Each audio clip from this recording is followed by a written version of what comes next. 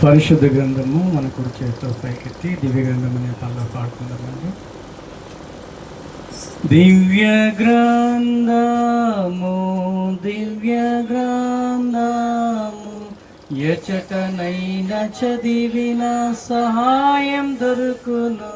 కష్టములు వచ్చిన దుఃఖములు కలిగిన విడువకుండా చదువుడి దివ్య గ్రంథము దివ్య గ్రంథము దివ్య గ్రంథము ఎచటనైన చదివిన సహాయం దొరుకును. కష్టములు వచ్చిన దుఃఖములు కలిగిన విడువకుండా చదువుడి దివ్య గ్రంథము. పరిశుద్ధ గ్రంథము నుండి కీర్తన వాక్య భాగములు 46వ సంకీర్తన. ప్రధాన గాయకులకి కోరాహ కుమారులు రచించిన ఆలాప కీర్తన. మరి కీర్తనలోన 11 వచనాలు ఉన్నాయి. ఒక వచనం నేను, మరొక వచనం మీరు చదువుకుంటూ దేవుని మహాకృపను జ్ఞాపకం చేసుకోవాలని ప్రభు పేరట మనం చేస్తాం. మొదటి వచనం నేను చదువుతున్నాను. నా వెంబడి 2వ వచనం చదివి సహాయం చేయండి. దేవుడు మనకి ఆశ్రయమును దుర్గమునై ఉన్నాడు. ఆపత్కాలములలో ఆయన నమ్ముకొనదగిన సహాయకుడు. కావున భూమి మార్పు నొందినను, నడి సముద్రములలో అలలో పర్వతములు మునిగినను, వాటి జలములు ఘోషించుచు నురుగు కట్టినను, ఆ పొంగునకు పర్వతములు కదిలినను మనము భయపడము. ఒక నది కలదు, దాని కాలువలు దేవుని పట్టణమును, సర్వోన్నతుని మందిరపు పరిశుద్ధ స్థలమును సంతోషపరచుచున్నవి. దేవుని పట్టణములోనున్నాడు, దానికి చలనము లేదు. అరుణోదయమున దేవుడు దానికి సహాయము చేయుచున్నాడు. జనములు ఘోషించుచున్నవి, రాజ్యములు కదలుచున్నవి. ఆయన తన కంఠధ్వని వినిపించగా భూమి కరిగిపోచున్నది. సైన్యములకు అధిపతియగు యెహోవా మనకు తోడై ఉన్నాడు. యాకోబు యొక్క దేవుడు మనకు ఆశ్రయమై ఉన్నాడు. యెహోవా చేసిన కార్యములు వచ్చి చూడుడి. ఆయనే భూమి మీద నాశనములు కలుగజేయువాడు. ఆయనే భూ దిగ్గాంతముల వరకు యుద్ధములు మాన్పువాడు. విల్లు వీర్చువాడును, భల్లెములను తెగనరుకువాడును ఆయనే. యుద్ధరథములు అగ్నిలో కాల్చివేయువాడు ఆయనే. ఊరక ఉండుడి, నేనే దేవుడనని తెలుసుకొనుడి. అన్యజనులలో నేను మహోన్నతుడనగుదును, భూమి మీద నేను మహోన్నతుడనగుదును. సైన్యములకు అధిపతి యగు యెహోవా మనకు తోడై ఉన్నాడు. యాకోబు యొక్క దేవుడు మనకి ఆశ్రయమై ఉన్నాడు. దేవుడు తన పరిశుద్ధ వాక్యాన్ని మన కొరకే దీవించాలని చిన్న ప్రార్థన చేసుకుందామండి.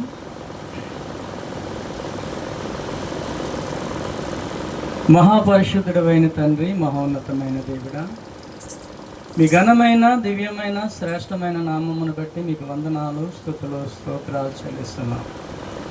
ఈ ఉదయకాల సమయంలో మీ పునరుద్ధరణమందు మీ నామాన్ని స్తుతించడానికి, ఆరాధించడానికి, ఘనపరచడానికి ప్రభువా నీవిచ్చే గొప్ప శ్రేష్టమైన దివ్యమైన సమయాన్ని బట్టి మీకు వందనాలు చెల్లిస్తున్నాం. ఇంతవరకు మీ ప్రియ బిడ్డలందరూ ప్రభువా తండ్రి నాయన సేవకులతో సహా ప్రార్థన చేశారు. ప్రభువా పాటలు పాడి మిమ్మల్ని కీర్తించి మహిమపరిచారు. అందును బట్టి మీకు కృతజ్ఞతాస్తుతులు చెల్లిస్తున్నాం నాయన. మరి ఒక ప్రత్యేకమైన సమయంలోకి మేము అడుగు పెడుతున్నాం ప్రభువా.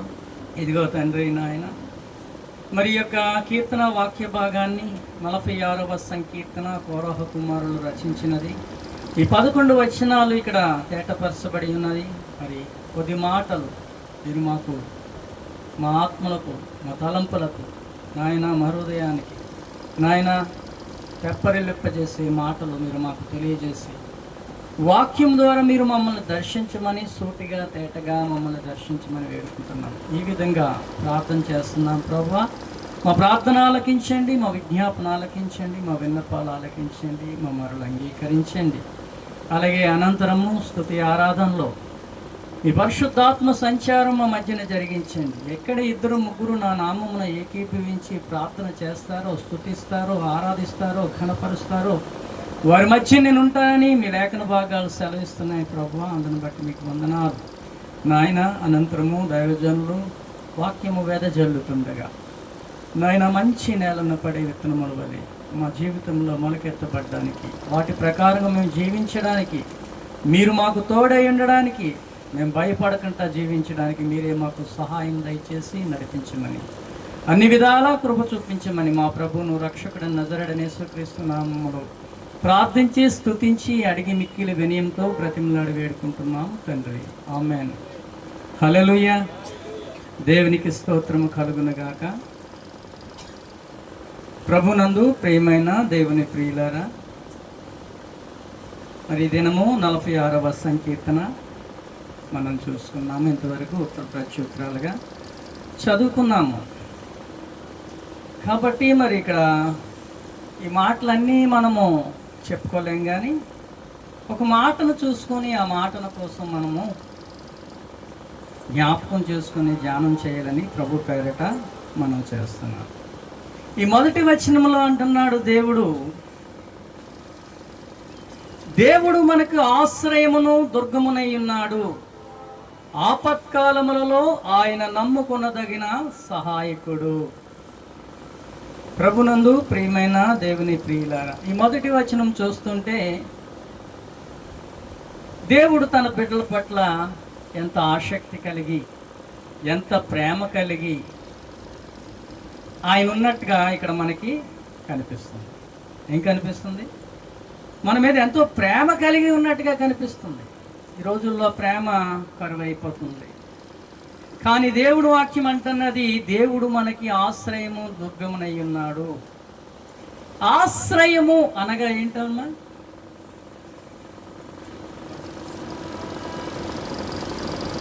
స్థలము, నీడ, ఇంకా చాలా అర్థాలు వస్తుంది.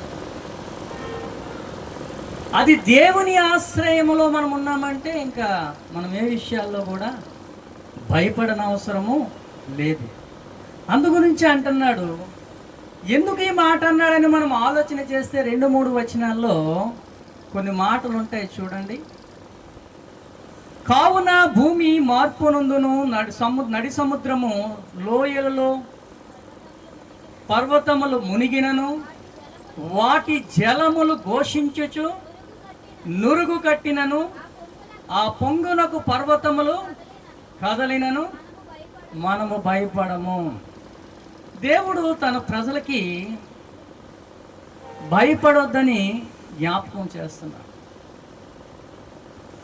ఎందుకంటే లోకంలో అనేకమైన శ్రమలు ఉంటాయి, అనేకమైన ఇరుకులు ఉంటాయి, అనేకమైన ఇబ్బందులు ఉంటాయి.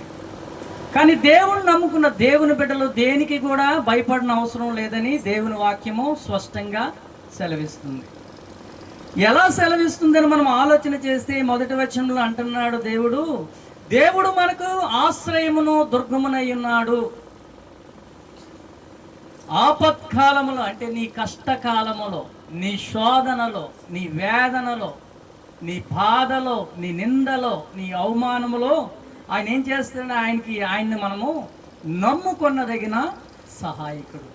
ఈ భూమి మీద మనకి ఎవరు సహాయం చేసినా చేయకపోయినా దేవుడు మాత్రము ఖచ్చితంగా తన ప్రజలకు చేస్తాడు.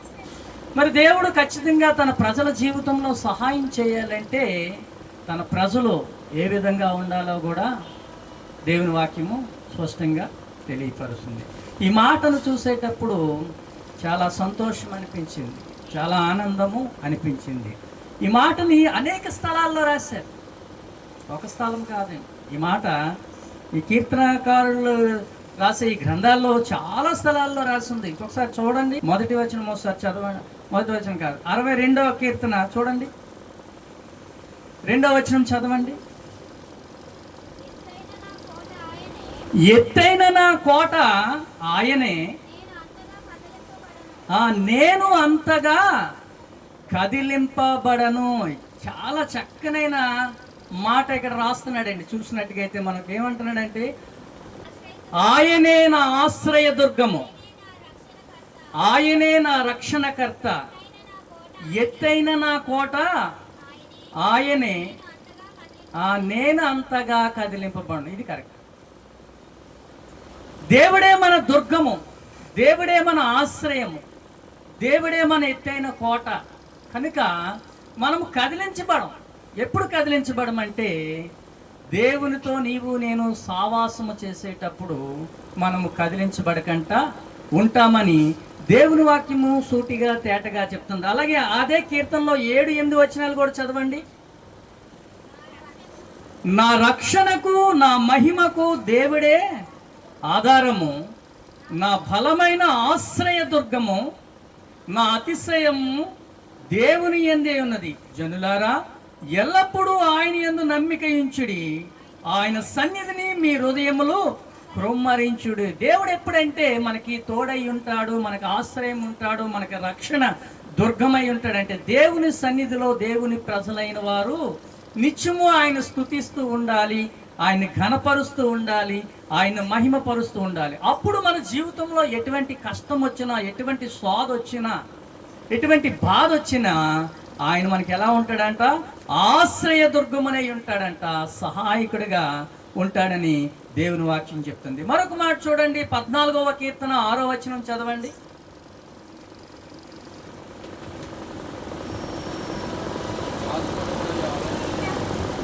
చదవండి అమ్మా. బాధపడువారు ఆలోచనను మీరు తృణీకరించుదురు, అయినను యెహోవా వారికి ఆశ్రయమై ఉన్నాడు. ఒకవేళ మనం తృణీకరించవచ్చు, కానీ అటువంటి వారికి దేవుడు ఏం చేస్తున్నాడంట? వారికి ఆశ్రయమై ఉంటాడు. ఎవరైతే బాధల్లో ఉన్నారు, కష్టాల్లో ఉన్నారు, శోధనలో ఉన్నారు, వేదనలో ఉన్నారు, వారందరికీ దేవుడు ఎలా ఉంటాడంట? ఆశ్రయమై ఉంటాడంట. ఎందుకు ఈ మాటలు చూపిస్తున్నానంటే తర్వాత మనం వాక్యంలోకి కొంచెం దూరంగా వెళ్దాం. ఎందుకంటే ఈ భూమి మీద ఎవరైనా మనకి సహాయం చేసిన వారు ఉన్నారనుకుంటే మనుషులు చేస్తే చేయొచ్చు, లేకపోతే లేదు. మనిషిని నమ్ముకుంటా వ్యర్థమని దేవుని వాక్యము చెప్తుందా లేదా? దేవుని వాక్యం చెప్తుంది. కావాలంటే చూడండి ఒకసారి. 60వ కీర్తన 11వ వచనం చదవండి.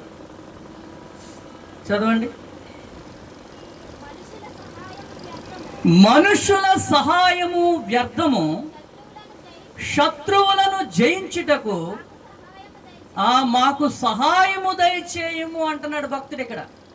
ఏంటంట? మనుషుల సహాయం అయితే వ్యర్థమైపోతుంది.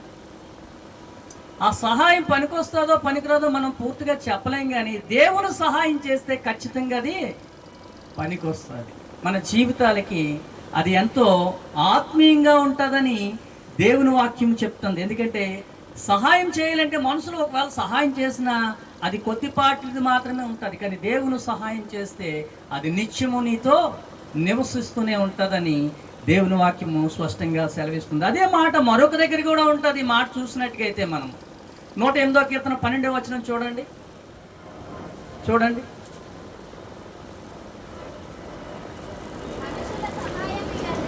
మనుషుల సహాయము వ్యర్థము, శత్రువులను జయించుటకు నీవు నాకు సహాయము దయచేయము. ఎప్పుడైనా మనం ఇటువంటి ప్రార్థన కలిగి ఉండాలి. మనం ఎలాంటి ప్రార్థన కలిగి ఉండాలంటే దేవుని సహాయాన్నే మనం కోరుకునేటట్టుగా మన ఆత్మీయ జీవితాల్లో ఇది ఖచ్చితమై ఉండాలి. అప్పుడే మనం ఏ విషయాల్లో కూడా భయపడము. ఈ పక్కన కొండలు తిరగబడిపోయినా, బండలు కూలిపోయినా, శత్రువు నిన్ను చీల్చి చెండాడు వేసినా సరే నువ్వే విషయంలో కూడా భయపడకూడదనేసి ఈ కీర్తనాకారుడు 46:3లోన మాట్లాడుతున్నాడు. అందుగురించి అంటున్నాడు. ఆయన ఏమంటాడంటే, వాటి జలములు ఘోషించుచు నురుగు కట్టినను, ఆ పొంగునకు పర్వతములు కదిలినను మనము భయపడమంట.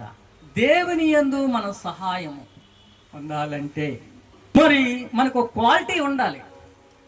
ఉండాలా వద్దా? మనం తప్పుడు పని చేసేసి మన ఇష్టానుసారమైన జీవితం మనం జీవించేసి, దేవుడా నువ్వు నాకు సహాయం చేయించి, నీవే నా ఆశ్రయము, నీవే నా దుర్గము, నీవే నా కొండ, నీవే నా కోట అంటే సహాయం వచ్చేస్తుందా? రాదండి. కాబట్టి మనము ఏ విధంగా ఉండాలో కూడా ఇక్కడ దేవుని వాక్యము తెలియపేస్తుంది. ఎటువంటి స్థితిలో నీవు దేవునితో సన్నిహిత సంబంధంలో కలిగి ఉంటావో అప్పుడు దేవుడు తన సహాయాన్ని పంపిస్తానని దేవుని వాక్యం చెప్తుంది. చూడండి 2వ సమూయేలు గ్రంథము 27వ వచనం చదవండి. శ్రమలో నేను యెహోవాకు మొరపెట్టుచుని, నా శ్రమలో నేను యెహోవాకు మొరపెట్టి తిని, నా దేవునికి ప్రార్థన చేసి తిని, తన ఆలయములో ఆలకించి నా ప్రార్థన. దేవుడు మన శ్రమలో ఏం చేయాలంట? దేవుణ్ణి ఆశ్రయించాలి. ఈరోజు కష్టం వస్తే మనము ఎవరెవరినో ఏదేదో ఆశ్రయిస్తున్నాం, కానీ దేవుణ్ణి ఆశ్రయించాలని దేవుని వాక్యము సూటిగా తేటగా మనకి తెలియపరుస్తున్నట్టుగా ఇక్కడ మనం దేవుని వాక్యాన్ని స్పష్టంగా చూసుకోవచ్చు. 21వ వచనం కూడా చదవండి. అందులోనే నా నీతిని బట్టి ఆయన నాకు ప్రతిఫలం ఇచ్చెను, నా నిర్దోషత్వమును బట్టి. దేవుని యొక్క విశ్వాస జీవితంలో దేవుని బిడ్డలైన వారు నీతిగా నియమముగా నడిపించబడితేనే మనము దేవుని యొక్క సన్నిధానంలో ఆయన సహాయాన్ని మనము పొందుకుంటామని దేవుని వాక్యాలు సూటిగా చెప్తుంది. 23వ వచనం కూడా చదవం. అందులోన ఆయన న్యాయ విధులన్నిటినీ నేను లక్ష్య పెట్టుచున్నాను, ఆయన కట్టడలను, దేవుని కట్టడలను మనము తోసివేసిన వారము కాదు. సరిపోయిందమ్మా. దేవుని యొక్క బిడ్డలైన వారు దేవుని ఆజ్ఞానుసారంగా దేవుని కట్టడానుసారంగా మనం నడిపించబడితే దేవుని వాక్యం అంటున్నది ఆయన మహిమార్థమే మనల్ని నడిపిస్తాడు. ఎటువంటి శోధనలోనైనా, వేదనలోనైనా, బాధలోనైనా, నిందలోనైనా, అవమానంలోనైనా నువ్వు ఏ విషయంలో కూడా నువ్వు భయపడకంట ఉంటావు. మరి ఇలా ఉండాలంటే మనం ఏం చేయాలి? దేవుని యొక్క సహాయం పొందుకోవాలంటే మనము దేవునికి ఇష్టలుగా ఉండాలి. ఎలా ఉండాలండి? ఇష్టలుగా ఉండాలి. దేవుడు మనకి ఆశ్రయము, దుర్గమును, సహాయకుడై ఉండాలంటే మనం ఏమై ఉండాలి? దేవుడికి ఇష్టలమై ఉండాలి. మరి ఇష్టలమై ఉండాలంటే, ఇష్టలమై ఉంటే దేవుని వాక్యం మనతో ఎప్పుడు నిత్యము మనతోటే ఉంటుంది. ఏ విషయాల్లో కూడా మనము భయపడని అవసరము లేదని దేవుని వాక్యం చెప్తుంది. మరి ఎలా ఇష్టలుగా ఉంటామంటే ఒకసారి దేవుని వాక్యం చూపిస్తున్నారు చూడండి. ఒకసారి సామెతల గ్రంథము 12వ అధ్యాయము 22వ వచనం చదవండి. అబద్ధమాడు పెదవులు యెహోవాకు హేయములు, సత్యవర్తనలు. ఈరోజు నీవు నేను అసత్యంలో నుండి సత్యంలోకి నడిపించబడ్డాం. ఈ అసత్యంలో నుండి సత్యంలోకి నడిపించబడిన నీవు నేను ఆయనకి ఇష్టలుగా ఉండాలి. ఆయనకి ఇష్టలుగా ఉంటేనే ఆయన మనకు ఆశ్రయమును, దుర్గమును అయి ఉంటాడు. అప్పుడే దేవుని యొక్క సహాయము మనము పొందుకుంటాము. ఏ విషయంలో కూడా మనము భయపడని అవసరం లేదని దేవుని వాక్యము స్పష్టంగా సూచిస్తుంది ప్రియులారా. కాబట్టి మనము చాలా జాగ్రత్తగా గమనించాలని దేవుని వాక్యం చెప్తుంది. మరి అలా నడిపించబడుతూ దేవుని మహోన్నతమైన సన్నిధిలో నిత్యము నీవు దేవునితో ఉండాలని దేవుడు ఆశ కలిగి ఉన్నాడు. ఈ యొక్క 46వ కీర్తనలో చూసినట్లుగా అయితే దేవుడు కొన్ని సందర్భాల్లో ఆయనే మనకు సహాయకుడని దేవుని వాక్యం చెప్తుంది. 7వ వచనం చదవండి. 46 7వ వచనము.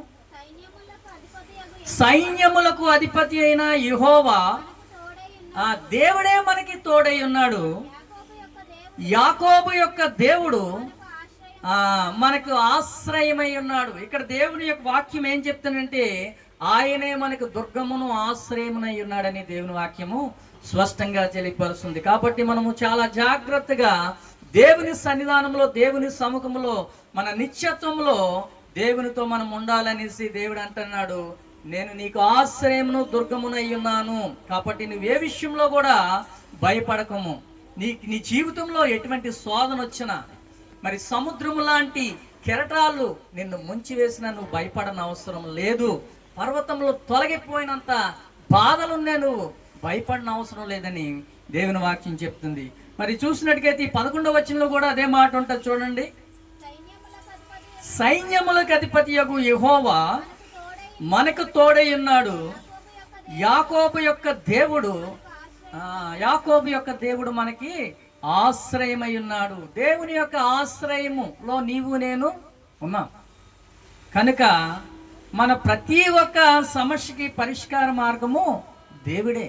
ఎందుకంటే ఆయన వాక్యం చెప్తున్నది, దేవుడు మనకి ఆశ్రయమును దుర్గమునై ఉన్నాడు. ఆయనే మన కొండ, ఆయనే మన కోట.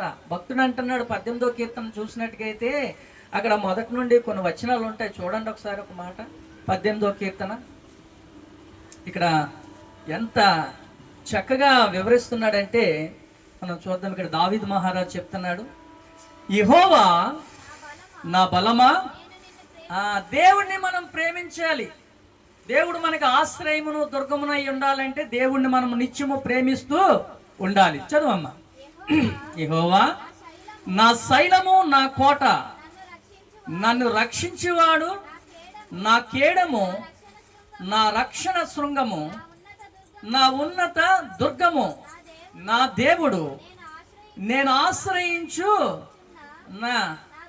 నా దుర్గము. దేవుణ్ణి ఎప్పుడు నీవు ఆశ్రయించినట్లుగా ఉండాలి. ఎందుకంటే ఆయనే మన కేడము, ఆయనే మన రక్షణ, ఆయనే మన దుర్గము, ఆయనే మన శైలము. కాబట్టి ఆయన యొక్క ఆశ్రయపురంలో నీవు నేను ఉన్నట్లుగా అయితే దేవుని వాక్యం చెప్తుంది, నువ్వే విషయంలో కూడా భయపడన అవసరము లేదంటుంది. మరి నువ్వు అలా ఉన్నట్లుగా అయితే కిందకి రా, అలా 3వ వచనం చదువు 6 వరకు. కీర్తనీయుడని యెహోవాకు నేను మొర్ర పెట్టగా దేవుని సన్నిధానంలో నువ్వు ఎప్పుడైతే మొర పెడతావో నీకున్న కష్టం పోతుంది, నీకున్న శత్రు సమూహము నీ నుండి దూరపరచబడుతుంది. చదువమ్మా. మరణ పాశములు నన్ను చుట్టుకొనగను, భక్తిహీనులు వరద వలె పొరుల వలె నా మీద పడి బెదిరింపగను, పాతాళపు పాశములు నన్ను అరికట్టగను, మరణపు ఉరులు నన్ను ఆవరింపగను. నా శ్రమలో నేను యెహోవాకు మొర్ర పెట్టి తిని నా దేవునికి ప్రార్థన చేసి తిని. మన శ్రమలో ఏం చేయాలంట? దేవునికి మొరపెట్టాలంట. దేవుని సన్నిధానంలో మొర పెట్టాలి, ప్రార్థన చేయాలి. మొర వేరు, ప్రార్థన వేరు. ప్రార్థన అంటే మామూలు చేస్తావు, మొర పెట్టడం అంటే నిన్ను నీవు దేవునికి సమర్పించుకొని చింతాక్రాంతుడు అయిపోవాలి దేవుని సన్నిధానములో. అప్పుడే దేవుని యొక్క సహాయము నీ యొక్క ఆత్మీయ జీవితానికి అద్భుతంగా ఆకర్షించబడుతుంది. కాబట్టి అంటున్నాడు, నా శ్రమలో నేను యెహోవాకు మొర్ర పెట్టి తిని నా దేవునికి ప్రార్థన చేసి తిని. అప్పుడు ఏం చేస్తాడంట దేవుడు? చూడండి అమ్మా, తన ఆలయములో చదువమ్మా. ఆయన తన ఆలయములో ఆలకించి నా ప్రార్థన అంగీకరిస్తాడు. ఎప్పుడైతే మనము ఈ విధమైన ప్రార్థన, ఈ విధమైన సన్నిహితము దేవునితో కలిసి నడిపించబడతామో అప్పుడు దేవుడు ఏం చేస్తాడంట? మన ప్రార్థన ఏం చేస్తాడంట? ఆయన ఆలకిస్తాడంట. ఈరోజు చాలా మంది మేము చాలా విషయాల్లో ప్రార్థన చేస్తున్నాం, కానీ కొన్ని ప్రార్థనలకు సమాధానము రావటం లేదు. ఎందుకు రావటం లేదు అని మనం ఆలోచన చేస్తే ఆయనకి సన్నిహితముగా చేయాలంట. ఏంటండి? దేవునికి సన్నిహితమైన ప్రార్థన చేయాలి. దేవుడు మన ప్రార్థనని ఆకర్షించే విధంగా దేవుని సన్నిధానంలో ప్రార్థన చేయాలి. నా మొర ఆయన సన్నిధికి చేరి ఆయన చెవులు జొచ్చెను. ఇటువంటి ప్రార్థన, ఇటువంటి విజ్ఞాపన మనము దేవుని సన్నిధానంలో చేస్తే మన జీవితంలో ఏ కష్టం ఉన్నా దేవుడే మనకి ఆశ్రయమును దుర్గమునై ఉన్నట్లుగా దేవుని వాక్యం చెప్తుంది. కాబట్టి మన ఆత్మీయ జీవితాల్లో దేవునికి ఒక ప్రత్యేకమైన స్థానం కలిగి నడిపించబడతాయి. భక్తుడైన యోబును మనం జ్ఞాపకం చేసుకుంటే ఆయన యొక్క విశ్వాస జీవితంలో భయంకరమైన శ్రమలు, ఎన్నో కష్టాలు. నిజంగా ఈ భూప్రపంచం మీద అటువంటి బాధలు, కష్టాలు ఎవరికి ఉండవేమో. ఆయన అంటున్నాడు యోబు గ్రంథంలో 9వ అధ్యాయంలో చూడండి, 5, 6 వచనాల్లోనే ఒక మాట ఉంటుంది, ముగించేస్తాను చూడండి.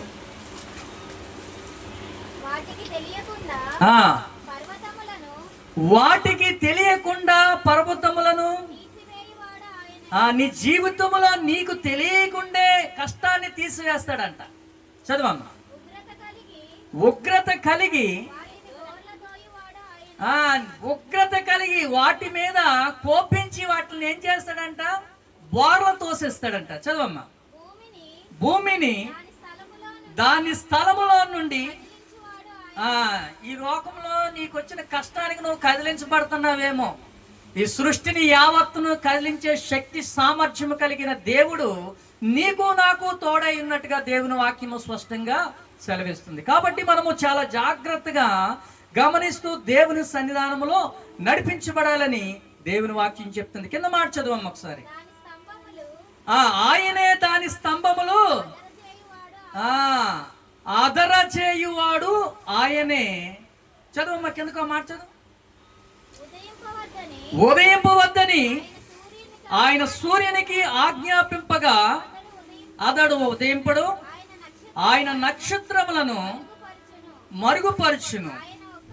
ఆయన ఒక్కడే ఆకాశ మండలమున విశాలపరచువాడు, సముద్ర తరంగముల మీద ఆయన నడిచేవాడు. అటువంటి దేవుణ్ణి నీవు నేను కలిగి ఉన్నామండి. ఈరోజు దేవుడు మనకి ఆశ్రయముగాను, దుర్గముగాను, సహాయకుడిగాను ఉండాలంటే మన విశ్వాస ఆత్మీయ జీవితము ఆయనకి ఇష్టముగా ఉండాలి. దేవుని వాక్యం చెప్తుంది కదా, అబద్ధమాడు పెదవులు నాకు హేయములు. ఏమంటుందండి 12వ వచనంలోనా? అబద్ధమాడు పెదవులు నాకు హేయములు, సత్యవర్తనలు నాకు ఇష్టలు. మరి దేవునికి ఎవరైతే ఇష్టంగా ఉంటారో వారి జీవితంలో కష్టం అనేది దేవుడు ఉంచడండి. కాబట్టి మనము చాలా జాగ్రత్తగా మన విశ్వాస జీవితంలో దేవునితో నడిపించబడాలని, ఏ విషయాల్లో కూడా మనం భయపడకుండా జీవించాలని దేవుని వాక్యం చెప్తుంది. మరి ఆఖరిగా మనం ఒక మాట చదివి ముగించుకుందామండి. చూడండి, ఇక్కడ మాట ఉంది. 7వ వచనం 11వ వచనం చదువుకుందాం. సైన్యములకు అధిపతియగు యెహోవా మనకు తోడై ఉన్నాడు. యాకోబు యొక్క దేవుడు మనకి ఆశ్రయమునై ఉన్నాడు. మరలా ఒకసారి చదవండి, అందరూ కలిసి చదవాలని. సైన్యములకు అధిపతియగు యెహోవా మనకు తోడై ఉన్నాడు. యాకోబు యొక్క దేవుడు మనకు ఆశ్రయమై ఉన్నాడు. దేవుడు తన పరిశుద్ధ వాక్యాన్ని మన కొరకే దీవించి ఆశీర్వదించబడును గాక. ఆమేన్.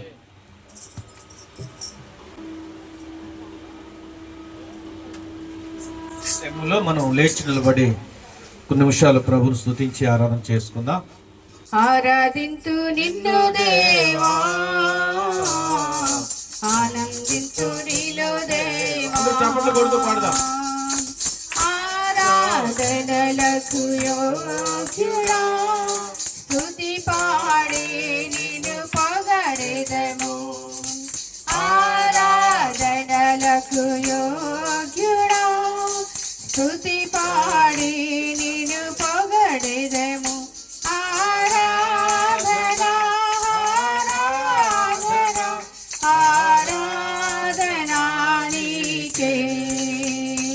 ఆరాధనా ఆరాధనా ఆరాధనా నీకే. ఆరాధించు నిన్ను దేవా, ఆనందించు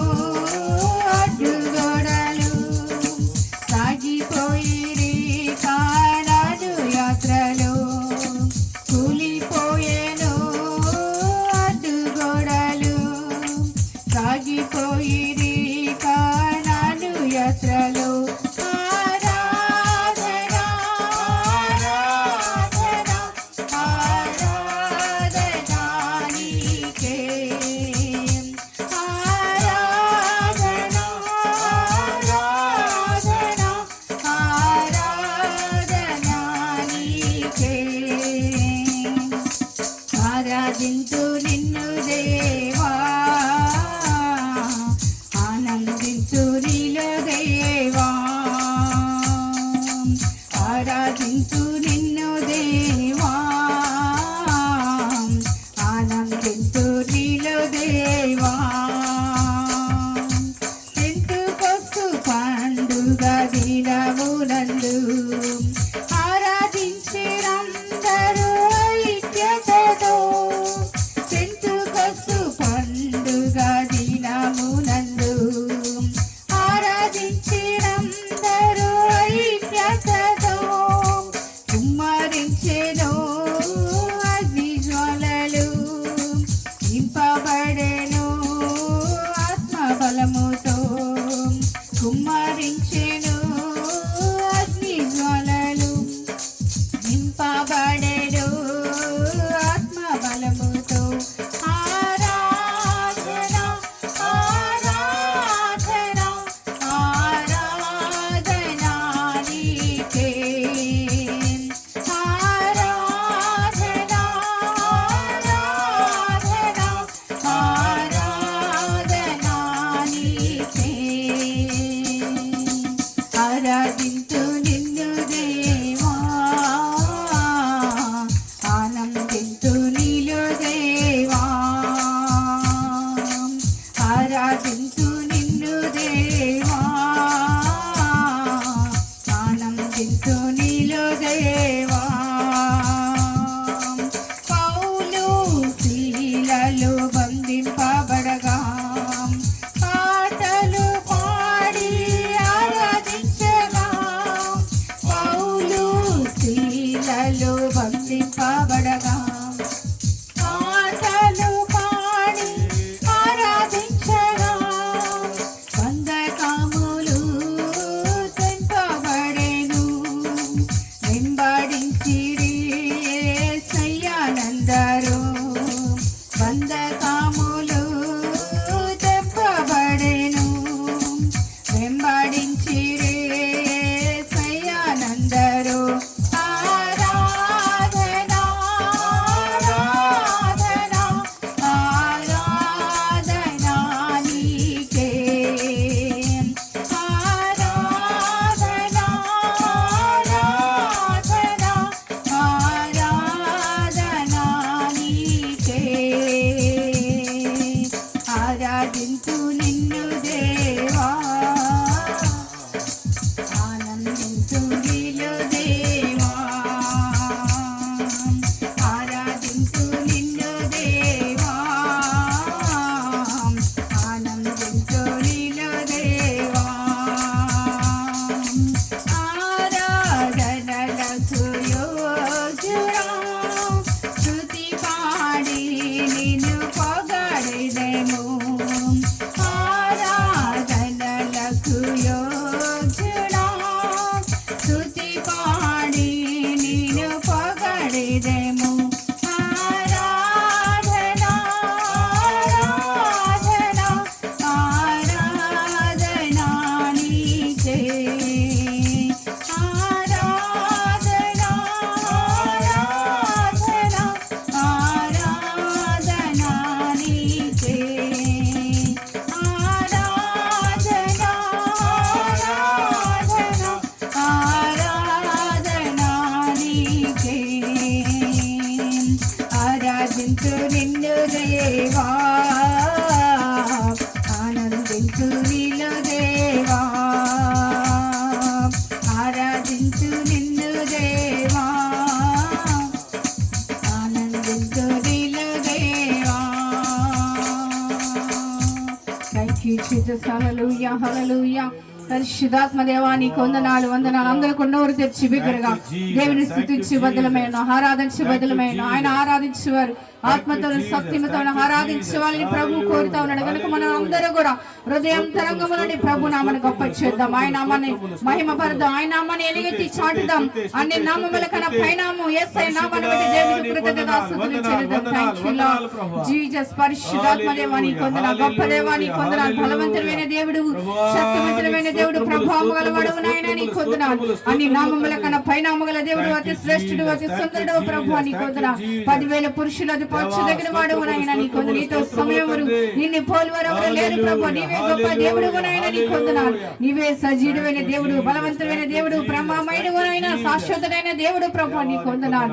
మంచి కాపరి నీకు వందనాలు. మా కొరకు ప్రాణం పెట్టిన వాడు, రక్తంలో చెందించిన వాడు, మమ్మల్ని మోచించిన దేవుడు, మా పాప శాపములను మమ్మల్ని విడిపించిన దేవుడు ప్రభు నీకు వందనాలు. యేసయ్యా నీకు స్తోత్రములు స్తోత్రములు స్తోత్రములు నైనా. కనికరం గల దేవా నీకు వందనాలు. దయామైన దేవుడు, కరుణామైన దేవుడు ప్రభు నీకు వందనాలు. పూచినీడు పూజింపదగిన వాడు ప్రభు నైనా నీకు స్తోత్రములు స్తోత్రములు నైనా. నువ్వు సత్యవంతుడు, న్యాయవంతుడు ప్రభు నీకు వందనాలు. గొప్ప దేవుడు, గొప్ప కార్యములు చేయవాడా నీకు వందనాలు. ఆశ్చర్యకరుడైన దేవుడు, ఆలోచన కర్తవు, బలవంతుడైన దేవుడు, నిత్యుడగు తండ్రివి, సమాధానకర్త, అధిపతమైన ప్రభు నీకు వందనాలు నాయనా. Thank you Jesus. హల్లెలూయా హల్లెలూయా హల్లెలూయా హల్లెలూయా హల్లెలూయా. పరిశుద్ధాత్మ తండ్రి మీకు వందనాలు వందనాలు వందనాలు వందనాలు వందనాలు వందనాలు ప్రభువా. Thank you Jesus. హల్లెలూయా హల్లెలూయా హల్లెలూయా. Thank you Lord Jesus. హల్లెలూయా హల్లెలూయా. Thank you Jesus. ప్రేమ నమ్మకమైన మా ప్రియపరలోకపు తండ్రి, నీ పరిశుద్ధ నామానికి వందనాలు స్తోత్రాలు చెల్లిస్తూ ఉన్నాం ప్రభు. మా జీవితంలో మరి యొక్క పునరుద్ధారణను ప్రభు మీరు అనుగ్రహించారు స్వామి. నీకు వందనాలు చెల్లిస్తూ ఉన్నాం. ఉదయకాల సమయంలో నీ పాద సన్నిధికి నన్ను మమ్మల్ని తోడుకొచ్చినందుకు వందనాలు ప్రభు. నీకు స్తోత్రాలు చెల్లిస్తూ ఉన్నాం తండ్రి. ఇంతవరకు పాటలను మహిమ పొందినందుకు వందనాలు ప్రభు. నీకు స్తోత్రాలు అయా. బైబిల్ పఠనం ద్వారా మీరు మాట్లాడిన ప్రతి మాట కొరకు నీకు వందనాలు. నీవు మాకు ఆశ్రయము దుర్గమైన దేవుడు, ఆపత్కాలములు నమ్ముకుని సహాయకుడు ప్రభు. నీకు వందనాలు. మా పోషకుడు, నావికుడు ప్రభు, మమ్మల్ని నడిపించే నాయకుడు నాయన, నావికుడు ప్రభు. నీకు వందనాలు. పరిశుద్ధాత్మ దేవా నీకు వందనాలు. గొప్ప తండ్రి, బలమైన దేవుడు నాయన నీకు వందనాలు స్తోత్రాలు చెల్లిస్తూ ఉన్నాం. మా ఆరాధన స్వీకరించండి, అంగీకరించండి. ఉదయకాల సమయంలో దాసుని సిలువ చాటం మరుగుపరచండి. నాతో మాతో మీరు మాట్లాడమని వేడుకుంటున్నాను ప్రభువా. అయా ఈ చుట్టూ ఉన్న వాతావరణ డిస్టర్బెన్స్ సమస్తమును, అంధకార చీకటి సమూహమును యేసుక్రీస్తు నామములో బయటకు పొమ్మని ఆజ్ఞాపిస్తూ ఉన్నాం ప్రభువా.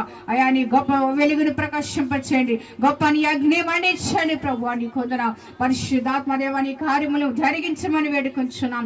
పరిశుద్ధాత్మ దేవా నీ సన్నిధిని, నీ ప్రసన్నతను మాత్రమే ఇక్కడ ఉంచి ప్రభువా మీరు మాత్రమే మహిమ పొందమని, సమస్త ఘనత మహిమ ప్రభావాలు మీకే ఆరోపిస్తూ నజరేయుడైన యేసుక్రీస్తు నామములో అడిగి వేడుకొనిచున్నాను పరమ తండ్రి. ఆమేన్.